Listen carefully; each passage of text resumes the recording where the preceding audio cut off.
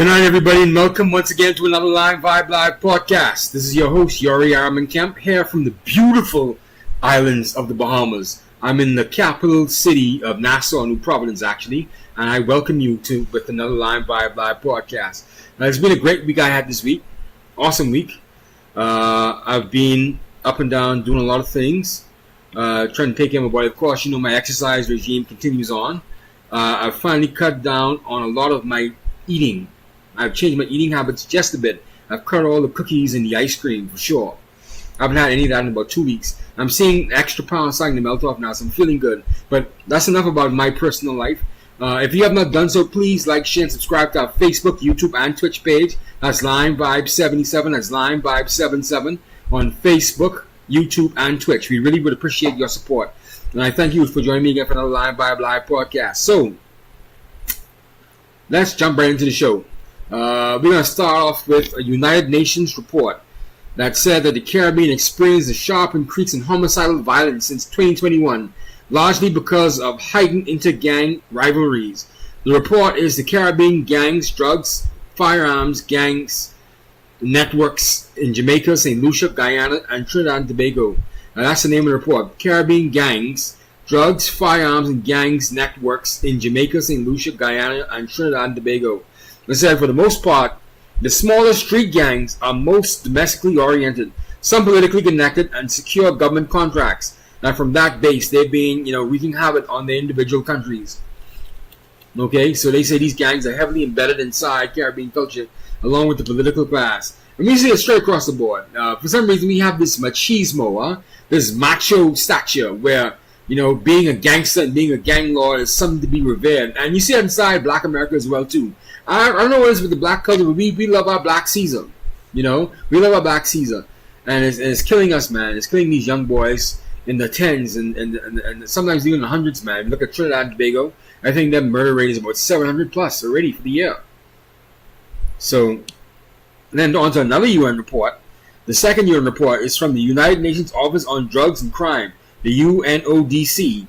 The World Drug Report 2024 came out as well and said that the Caribbean increases in cocaine seizures also went in parallel with increased violence and homicides. So these inter-gang rivalries over drugs. If you put all the two, if you put both reports together, you're starting to see a trend now that the Caribbean is deep in narcotics, in the narcotics trade, and it's influencing the gangs on the street, and they're fighting up and down the streets for these drugs. Let's continue what the report said. The report also went on to add that this increase in violence is stemming from greater competition between rival gangs over drug markets. I mean, that's pretty much clear. I mean, it is what it is. I mean, we can't hide from it anymore. We just can't hide from it anymore. And like I said, we appreciate our drug barons. We need more economic activity in these islands, so these young people don't go to these drug barons, man. And they don't go to these drug lords.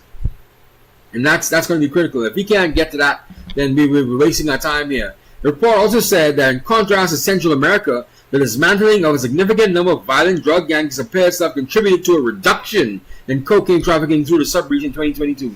And also, we've seen a dramatic decrease in crime in El Salvador in particular, thanks to President Nayib Bukele, who we will talk about later on in the show, but not about crime, but about something else he's doing inside El Salvador. Yeah, so I mean, the drugs is out of control, man. How are we going to control these drugs? That's what really what people are fighting for, man. It's the economic opportunities that the money brings to these young people. How are you going to tell a boy who's living in the slums, you know, his parents make less than 20,000 US a year between both of them, if they have both parents in the house? A mother works 2 jobs to make that $20,000, a single mother. How are you going to tell him now that he can't go on the street and make a few extra dollars by dealing some packages, some flipping some birds, huh? Flipping a few kilos, a few keys of coke. How are you going to tell him he can't do that? How are you going to tell him that? You can't tell any young man that who's living in poverty that, you know, I can't make this move. And then what's happening too, the dynamic is, as you read with the earlier report as well, that some of these gangs are highly politically affiliated. We have the older people sending these young boys out to do these things for them. And, you know, they're running these gangs. These adults, these grown people are using these young men as pawns. And we see that straight across the board, straight across the Caribbean, from the Bahamas going straight down to Trinidad and Tobago. And that's sad. That they're eating their young people, that they're eating the next generation of young men and women. It's sad. If you haven't seen what a young, strung out person on drugs looks like, go outside of your house and go downtown, any city, in a city in the Caribbean, and you will see what cocaine and drugs has done to young people. It's sad, man. There's a show, YouTube channel from Mike Leiter called The Soft White Underbelly. And he interviews these crackheads, these prostitutes across South Florida. Not South Florida, Southern California. Particularly from Skid Row in Los Angeles, right? And you should see some of the people. And some people already passed away. But then, you know, these people are living sad lives. I don't see how drug dealers could do this to young people and really destroy people's lives like this. I don't understand what that's about, man. That's a real cold-hearted person to do that to somebody. I know you gotta make some money, but man, my God, look at what you've done to people, man. But then again, you have to blame the man too. People want the drugs. And yeah, it's just a sad thing all around. Me personally, I don't deal with drugs in any kind, man. I shy away from anybody who's dealing drugs, who's using drugs. I want nothing to do. I support them. If they're a friend of mine, I say, hey, I support you and your habit. I'll be there for you if things happen to go bad for you. But please, don't bring that around me. I want nothing to do with it because I've come too far now to be caught up in the drug gang. I've come too far. I've escaped too much. God has gotten me through too much to go back and get caught up with something really, really stupid that I have no need to get involved in. God has gotten me this far. And I don't need your extra drug, man. I don't need your money. I don't need it. On to another story. There was a fatal plane crash as well in the Bahamas that killed 2 people with 6 people on board the plane. And these 2 persons, they were very well loved by their family. One's name was Emma Williams. And she was on her way to her mother's funeral, actually, in Low Sound, Andros. And the plane crashed between Andros and New Providence. And so, yeah, and the second victim was a Mr. Alan Russell, believed to be in his 80s, who was a beloved taxi driver in Andros. And he leaves behind several children and grandchildren. So he's well loved, and their family really missing them a lot from that plane crash. And what else from that plane crash as well? We found out that the pilot didn't have a license. The pilot may not have a license. Because, you know, we have this thing in the Bahamas called air hacking, where guys have these charter planes and they're not licensed to be flying these planes. They know how to fly. They're not licensed to actually fly the plane. So we have these things called hacking, air hacking. Okay, this happened before years ago when there was another plane crash coming from Andros. Okay, and they killed a young girl. The girl was only about 7 years old, I think. And she just passed. She died on the plane crash coming from Andros all the way to New Providence. And I get sad when I hear it, but I remember that case because it was like nobody cared to get to the bottom of why this guy didn't have a license. And what he do was training. Like nobody cared. Like right now, we're not even talking about the guy. They don't even have a license. It's just a sad situation. But I understand what the people on the family islands, our family islands, have to go through because Oftentimes, if they want to travel back and forth to Nassau, there are no flights leaving from those islands. And if you have to get back and forth pretty quickly, you have to take an air hacker. Okay? And I know it sounds strange to you guys, but you have to remember, we're an archipelago of islands. We have over 700 islands, and about maybe 10 of them are inhabited.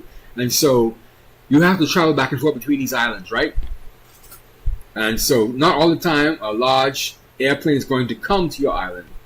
I think Andros probably gets about 2 flights a day from Bahamas Air, one in the morning and one in the evening. And so when you have to get back to Nassau, if you miss that flight, you have to wait another day or maybe another 2 days for another major commercial flight to come into Andros. And so that's why these air hackers have been making a lot of money, because for a flight from Andros to Nassau is only about 15 minutes because it's right there. We're separated by a body of water, but it's not that far. So I guess the guys have decided to take that chance and actually take the flight. It's real sad what's happening, man. I hope the government can do something about that, because it's real sad to have these people be losing their lives on these short plane rides, man. The other 4 people were okay, including the pilot, but 2 people have died. And like I said, we're going to talk about El Salvador's president, Nayib Bukele. And apparently, his Bitcoin dream is turning into a nightmare, man. He's not making as much money as he said he would have. Apparently, between January to July of this year, the Bitcoin yield was only $235. And he's way off target. Actually, they wanted to make $7.4 million. That's what they targeted to make from Bitcoin, their Bitcoin investment. And they said that the Bitcoin Management Agency in El Salvador invested $13 million into their Bitcoin investment fund. Going to yield $235. What a God-blessed shame. And so he's clearly mismanaging the money in El Salvador. And he gambled on this Bitcoin so much. And he changed the entire currency to Bitcoin. That guy's loopy, man. I don't know why he did that. It said, the report also said El Salvador is continuing to add more Bitcoins to its portfolio, raising a total of $349 million, despite only yielding $235 between January and July. You're going to invest more into Bitcoin? I'll sell those stuff and go back to traditional investment, Mr. Bukele. You've done a good job in getting those gangs down in El Salvador and cracking down those gangs. However, you are not doing a good job fiscally inside the country. Now, he's also saying, too, President Bukele is saying that he is going to give us a budget in El Salvador that offers no debt. He's not going to borrow any money at all to fund the next fiscal year in El Salvador. That's rich. That's rich. I don't know what's going to happen. That's rich. You have to show it to me. I don't think any government in the world can finance itself without debt, especially a third world country like El Salvador. All right, that's not going to happen. That's not going to happen. And I don't know what he's thinking, man. You can't do that. Are you out of your mind? And that's just the instability of this Bitcoin, these cryptocurrencies, man. You can't judge your finances, a country's finances, off of them. They go up and they go down. Didn't we remember FTX? How FTX crashed because they were selling fake coins, essentially. And they were telling people that they were investing in their own coins, and the coins were worthless because they were their own coins. They weren't backed by anything substantially. You're taking a huge risk with cryptocurrency, man. It's an experiment that I think you should go back from, Mr. Bukele. You're going to regret that. You're losing your people's money. If you care about your people, you would back away from this Bitcoin escapade. And people are calling this nothing but a PR stunt anyway. A reporter from Time magazine is saying this is nothing but a public relations stunt by Bukele. Make it seem as if he's doing all these great things with regard to Bitcoin, and that he's a president that's changing course, that is changing direction in a Latin American country. But it's failing, man. $235 between January and July. That's insane. That's insane. You should be anyway. I'm not going to say it, but you should be thrown on your air because of that. Only because you really cracked down those gangs, MS-13, and those other gangs in El Salvador that you beloved. Otherwise, now this fiscal management is absolutely atrocious, man. You shouldn't do this. This is absolutely insane. Now we go on to another story, man. Let's go on to. Did you guys hear that former President Trump, survived another assassination attempt? He was golfing. President Trump was golfing on his golf course in South Florida somewhere. Not on Mar-a-Lago, another golf course of his. And Secret Service saw a guy with a rifle sticking out of one of the holes through a fence right before Trump was about to hit that hole, and the Secret Service chased him down and ran him down the streets and arrested him. A guy called Ryan Roof, who apparently has a criminal record a mile long, and he was also a former Trump supporter before he actually turned against Trump. And other reports are saying now that he also, he went batshit crazy over this Ukraine war, and he's become insanely obsessed, is what they call him, about this Ukraine war. Let's take a look at the ABC report with George Stephanopoulos, and let's see what he has to say for himself. Or this Ryan Roof guy, how the Secret Service arrested him. Let's go there. Now, the assassination attempt on former President Trump at one of his golf courses in Florida. Trump spoke about it overnight after the suspect appeared in court for the first time. Rachel Scott is in West Palm Beach with the latest on the investigation. Good morning, Rachel. George, we are learning new details this morning. Officials say this is where the suspect was camped out for nearly 12 hours in those bushes. Just over those hedges is the golf course. A Secret Service agent just one hole ahead, spotting the barrel of a rifle sticking out. Keep walking! Overnight, new body camera video showing the moment officers arrested the 58-year-old man they say camped out on Donald Trump's golf course for 12 hours, allegedly trying to assassinate him. What's your name, boss? Ryan? Trump was moving across the fairway near the fifth hole. A Secret Service agent yelling out "gun," spotting a barrel of a rifle sticking out from the fence. All of a sudden we heard shots being fired in the air, and I guess probably 4 or 5, and it sounded like bullets, but what do I know about that? But Secret Service knew immediately it was bullets, and they grabbed me.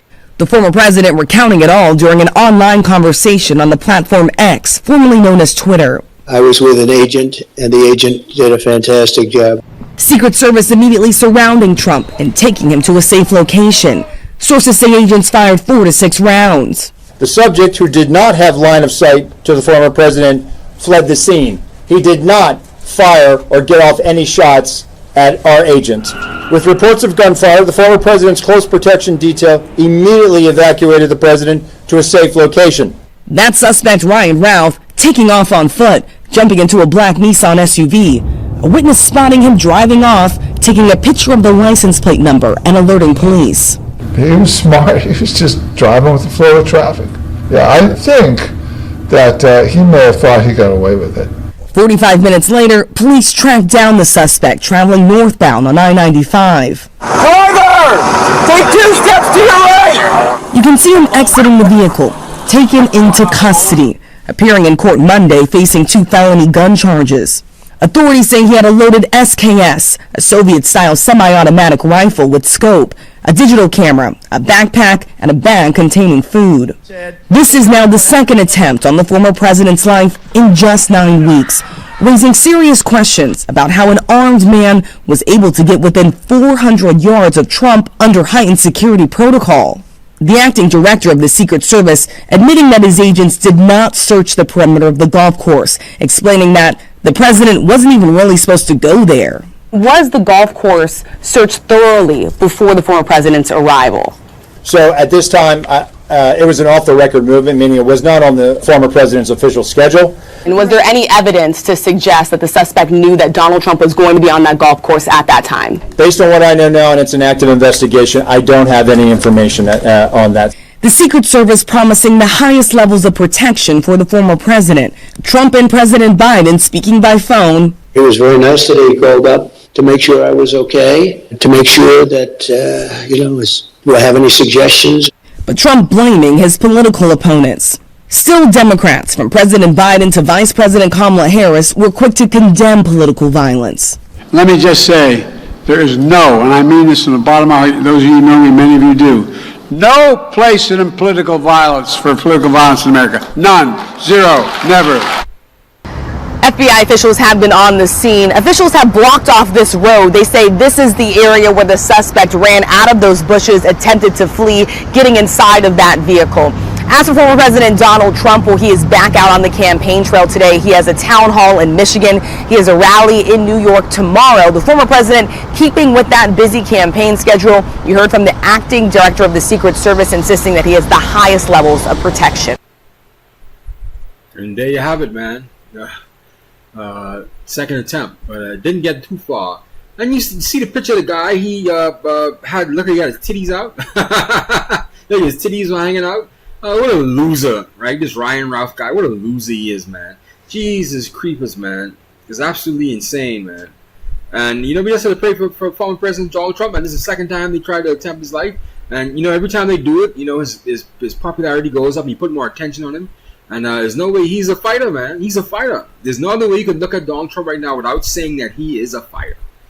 And he's going to stick through, and he's going to continue on through all this pressure, fighting the deep state and these political opponents, and getting these deep state actors out of the government. He's really put a mark on himself, man. That's Donald Trump for you, man. You just I don't see how Kamala Harris could beat something like that. You can't. He's surging right now, and this only fuels that. If you didn't get him the first time when he was in Pennsylvania, then it's over now, man. It's over. You can't go back and try to do that now. There's going to be heightened security, and now it's on the people's minds that you want him out of the race. And now it's even people. You're endearing more people to him right now. You please do, if you want to do a better job of it. But my God, man, this is just amateur hour. And some of these guys are absolute lunatics, man. Both of these guys are lunatics. Where are you getting these guys from anyway? The Ryan Ralph guy this time, the former guy. Let's see. I forgot what the first guy was named. Let me get his name. Sorry, 1 second. Let me get his name. Trump shooter. Let's go. Trump shooter. Not Ryan Ralph. First shooter. I forgot his name. Not Ryan Ralph. The other one.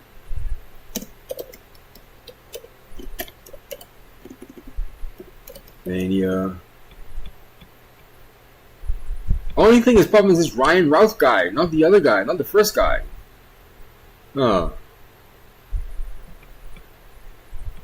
Let's try Trump assassination attempt. Assassination attempt in Pennsylvania. Oh, there you go. Let's go to Wikipedia. Let's go to Butler, Pennsylvania. Let's see. Matthew Crooks. Thomas Matthew Crooks. He was a 20-year-old man from Bethel Park, Pennsylvania. And apparently he was nutty too. So the first guy was Thomas Matthew Crooks. Okay? And the second guy, this is Ryan Ralph guy. Both are losers, actually. Both were painted as either criminals or just loners. Guys who were just totally off the social chart altogether. And we just have to pray for Donald Trump, man. He just keeps on surging. But the other big story is now that P. Diddy, has been arrested and his bail has been denied. And Diddy's wanted for sexual assault and sex trafficking. And so, it's this real seedy story. I've been following a lot of this girl called Jaguar Wright. She comes on another YouTube podcast I watch, Real Life Entertainment. And man, she's been going on Diddy for the past, I would say, 2 years now in earnest. But really, this stems way back, or at least about over a decade ago now, but she felt snubbed by P. Diddy. And she kept saying that, Diddy is a disgusting creep, and he's been doing a lot of nasty things to people. But let's hear what Diddy's lawyer has to say. Diddy's lawyer spoke to CNN right after he was arrested, and Diddy's lawyer said that he gave himself up to authorities in Manhattan. Let's listen to what his lawyer has to say. What prosecutors were arguing is not only does your client pose a flight risk, because obviously he's incredibly wealthy, has access to planes and a lot of staff, even though you said he turned over his passport 2 months ago, they were also worried about him being able to interfere with witnesses and calling them. And so I guess the question is, how do you assure the court that won't happen if prosecutors are saying this is someone who's attempted to bribe security staff and has already threatened and interfered with witnesses? So I think the most important thing, even more important than the passport, is that Mr. Combs came to New York on September 5th. As soon as we realized that this indictment was going to be coming down in a matter of weeks, maybe months, but sometime soon, Mr. Combs got on a plane, left his home in Florida, flew to New York. I called the prosecutors myself. I said, Mr. Combs is in New York. Do you want to know where he is? If you want to know where he is, I'll tell you where he is. But he wants to surrender. He's here to surrender. They didn't want him to surrender, because if he surrenders, they don't get to tell the judge that he's a flight risk and he's a danger. because who, as a danger and a flight risk, would fly to New York and surrender? So they didn't want him to surrender. So since September 5th, you had known, you expected it was likely he was going to formally face charges. So I really knew he was formally going to face charges on March 25th, the day of the searches, when Homeland Security searched his Los Angeles home, his Miami home, and his airplane. I knew that day by looking at the search warrants. I mean, I've been doing this for a while. This is not my first or 100th rodeo, that this was going to come as a matter of time. What I realized in early September is that it was coming soon. And so it was time for Mr. Combs to come to New York, which he did. And let me just point out one very important thing, that the prosecutors are seizing on something that happened 8 years ago. You know, this video that we've all seen, and it's a bad video for Mr. Combs, and he said so himself when he gave his apology. This is 8 years ago, and the prosecutors are talking about him bribing a hotel security worker. There was no criminal investigation. This was just a matter of personal embarrassment because he and the person in the video were in the midst of a 10-year relationship that was difficult at times, that was toxic at times, but it was mutually so. And this whole notion that Mr. Combs is forcing drugs on someone is just nonsensical, and it's going to prove to not be true. Well, on that video, he initially denied the allegations when his then girlfriend, who was in that video, filed a lawsuit last fall. And we have that video. I should note CNN was the first outlet to exclusively report on it. He denied that happened when she filed it in a complaint. And then when the video came out is when he apologized for it. So I wasn't his lawyer back then, so I don't think he denied. I mean, I think the lawyers were the ones mostly making the denials. I think they were denying sex crimes. I mean, because at the end of the day, the gravamen of that civil complaint wasn't a misdemeanor assault, which is what you see on that video. Not minimizing it, but it's a misdemeanor assault. What the gravamen of the complaint was sex crimes, and he denied that, and he still does. Well, and you're saying that this is all just about that one relationship, but when you read through the indictment, they say that there's not just one victim. They say there's multiple victims here today, and what I heard described was they said they have 50 witnesses or victims. Yeah, I think it's 49 witnesses and one victim. I think if you broke it down, and I say that because count 2, which is the sex trafficking count, has victim number 1, and there is no victim number 2 anywhere in the indictment. So you're saying that there are not other women, because what they were essentially arguing here is that he coerced and forced women into sex acts by using physical force, financial pressure, emotional abuse, and narcotics for what they described as these freak-off sessions. They say that he self-described them as that. Yeah, there's one victim in the indictment. That the charging document. One victim does count, right? No, of course, but I'm just not. It's not 50. I mean, what they did is a little too cute. It's 50 witnesses or victims. Well, it's one victim. That's all that's in the indictment. Our reporter who was in the courtroom today said that he appeared to have a stunned expression on his face. Was he surprised that he was arrested last night? No, he definitely was not. I mean, I told him myself in early September, you are going to be arrested soon, and you're going to be charged with racketeering, and you're going to be charged with sex trafficking. So come to New York.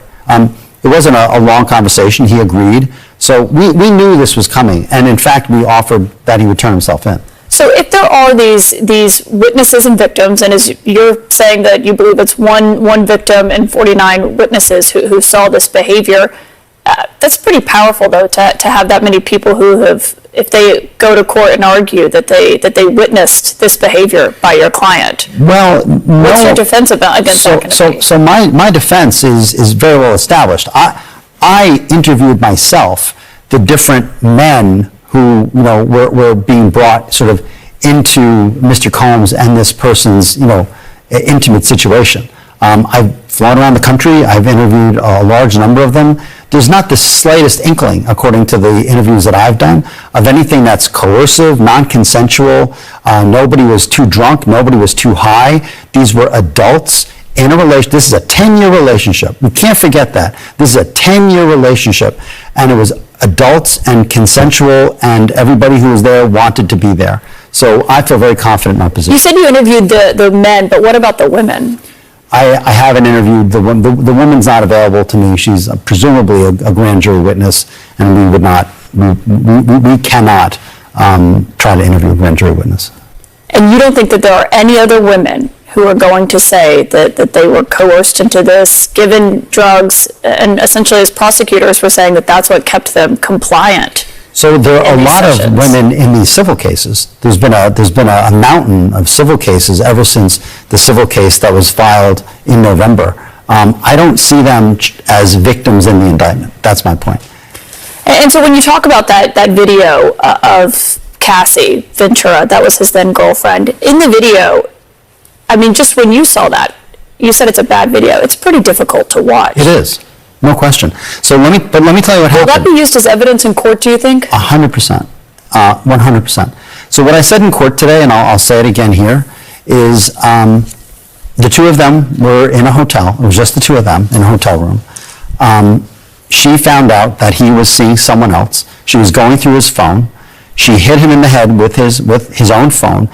And then she walks into the hallway with two bags. One of the bags has all of his clothing taken from him, which is why he runs out in a towel. So this isn't her fleeing from one of these freak-offs. Why would she take his clothing?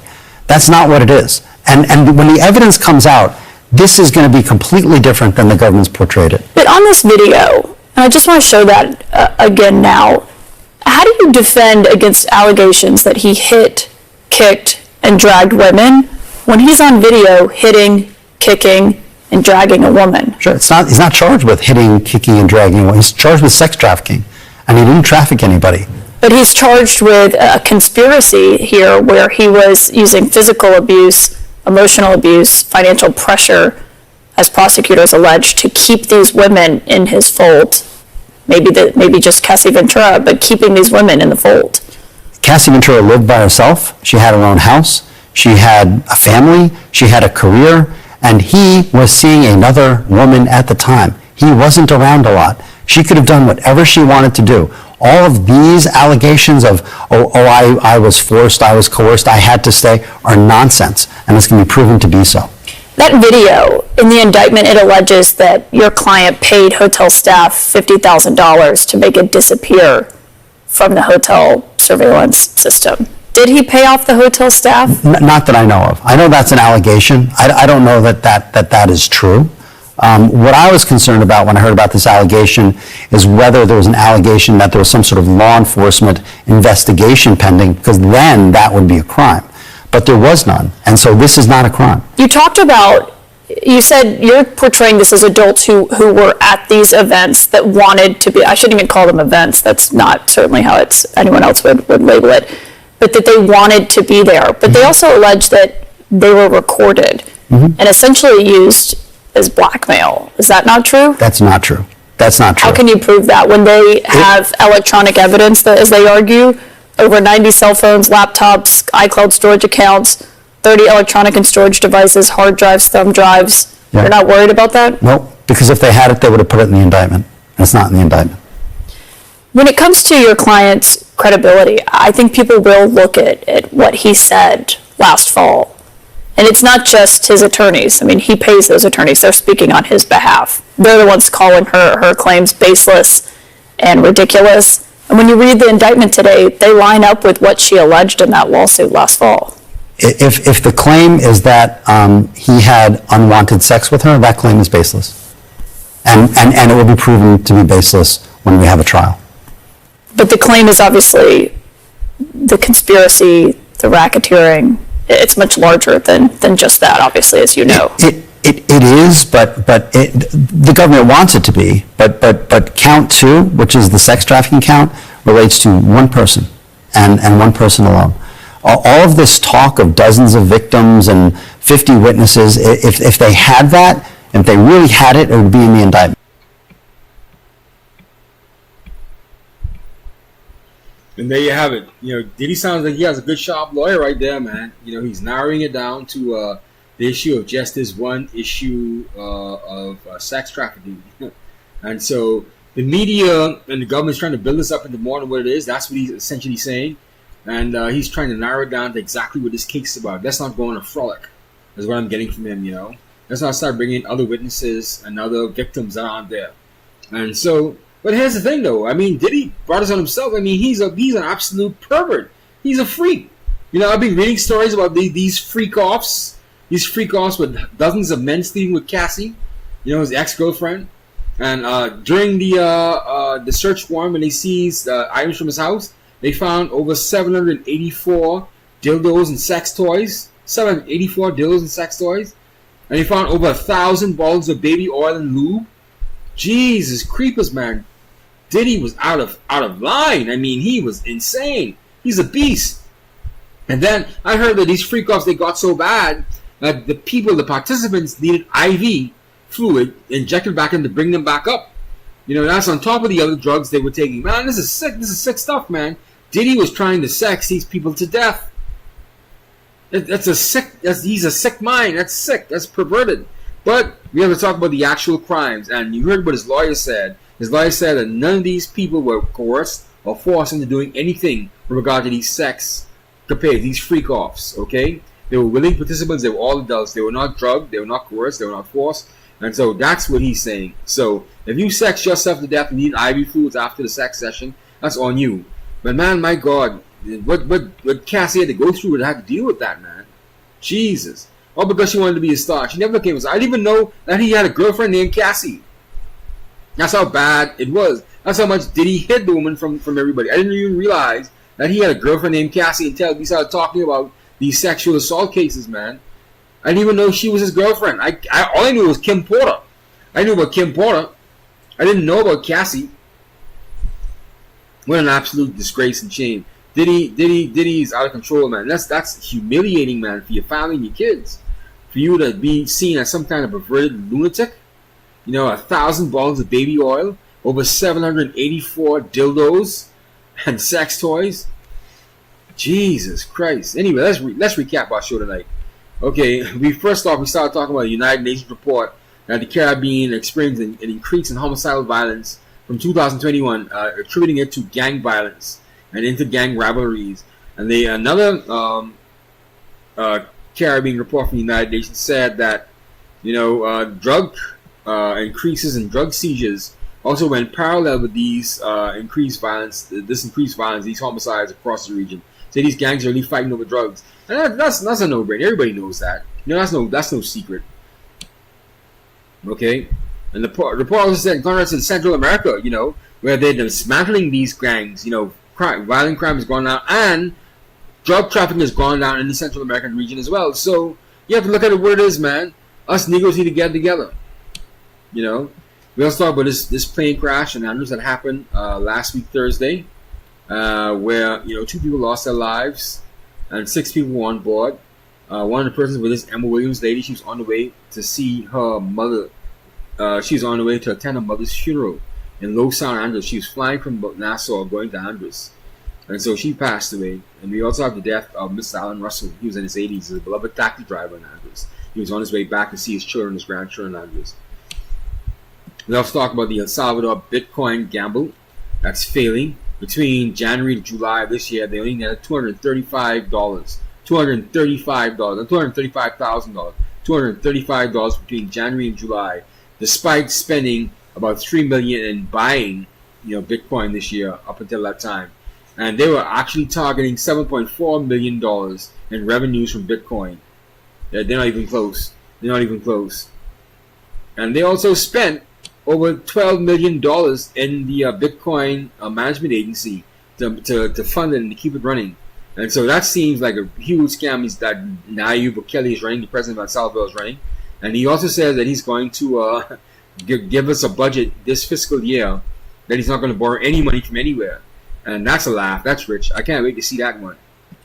We also talked about the Trump second assassination attempt by this Ryan Root guy who was picked up immediately by the Secret Service. So we have to thank the Secret Service for keeping Donald Trump safe. This is the second assassination attempt on President Trump's life in this election season. And everyone should condemn political violence, no matter if it's the United States or the Bahamas. We condemn that. We go to the ballots and we vote. We don't kill people. Look at what's happening in Haiti right now with regard to their assassination of their president. That whole country's turned upside down. So please, let's remember that these are just policies and ideas we're fighting over. We're not fighting over people's lives. Okay? We also talk about the Diddy scandal. He's been arrested and he's been denied bail. He's offered $50 million worth of bail and they denied it. He was offering to pay $50 million to get out of jail and they denied it. They say he's a flight risk. And so they're going to keep Diddy in jail, and they're going to keep talking about it. So that's our show for tonight, ladies and gentlemen. So please, this is Yori Araman Kemp here from Nassau, Bahamas, the Line Vibe podcast. We're here every Friday night. If something doesn't happen, so please, if you have not done so, please like, share, and subscribe to our Facebook, YouTube, and Twitch page. That's Line Vibe 77. That's Line Vibe, the number 77 at Facebook, YouTube, or Twitch. We would like your support. We thank you for joining us again for another Line Vibe Live podcast. So I guess we'll see you again next week Friday with another show, God willing. Let's get out of here. Bang.